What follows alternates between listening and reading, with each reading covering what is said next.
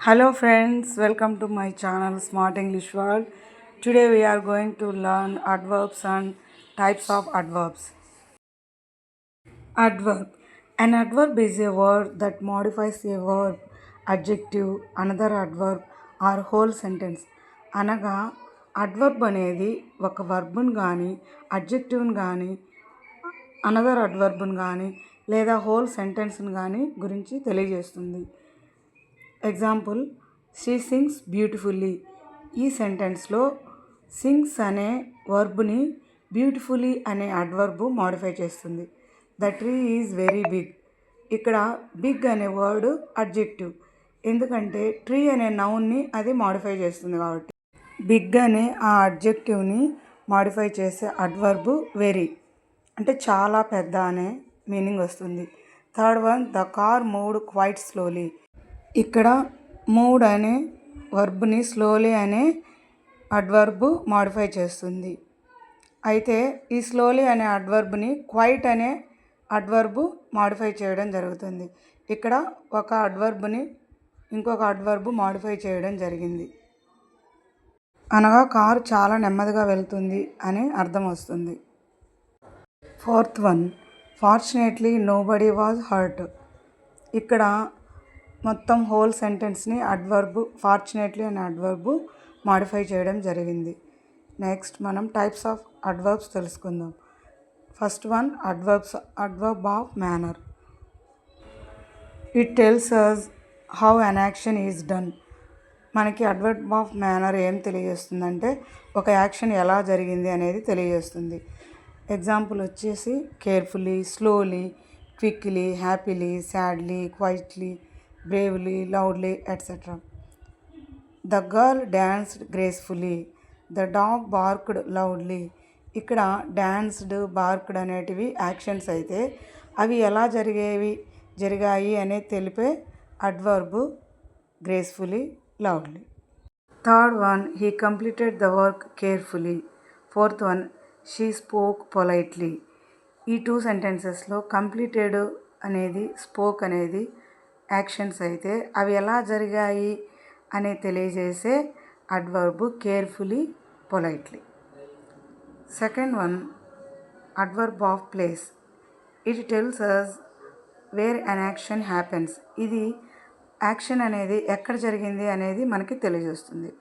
Example, here, there, out side, inside, above, below, everywhere, nowhere. Example, the children are playing outside. Come here, the bird flew away. ఇవన్నీ కూడా మనకి ప్లేసెస్ని తెలియజేస్తాయి. Third one, adverb of time.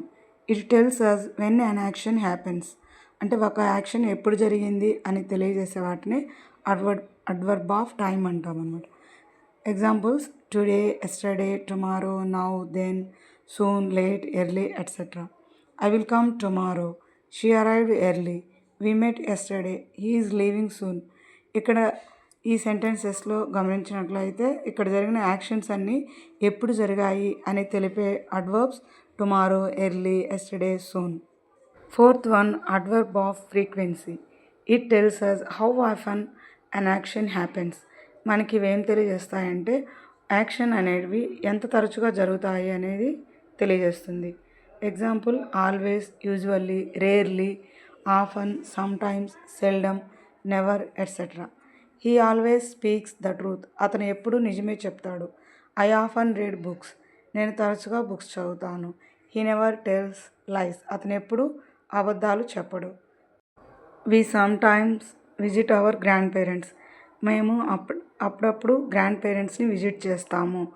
ఇక్కడ అన్నీ కూడా actions ఎప్పుడెప్పుడు జరుగుతాయో తెలియజేస్తుంది. Fifth example, she rarely talks about her job. ఆమె జాబ్ గురించి అరుదుగా మాట్లాడుతుంది. I seldom eat fast food. నేను చాలా అరుదుగా ఫాస్ట్ ఫుడ్ తింటాను. She usually takes the bus to the office. ఆమె ఆఫీస్కి సాధారణంగా బస్సులో వెళ్తుంది. ఈ అన్ని సెంటెన్స్ చూసినట్లయితే యాక్షన్స్ ఎంత తరచుగా జరుగుతున్నాయి అని తెలియజేసే అడ్వర్బ్స్ని మనం చూసాము. Fifth one, adverb of degree. It tells us how much or to what extent. అంటే దాని యొక్క ఇంటెన్సిటీని తెలియజేస్తుంది అన్నమాట. Example, very, too, enough, almost, quite, highly, extremely. She is extremely intelligent. Second one, the water is very cold. Third one, I am almost ready. Fourth one, the movie was quite interesting. She didn't practice enough to win the race.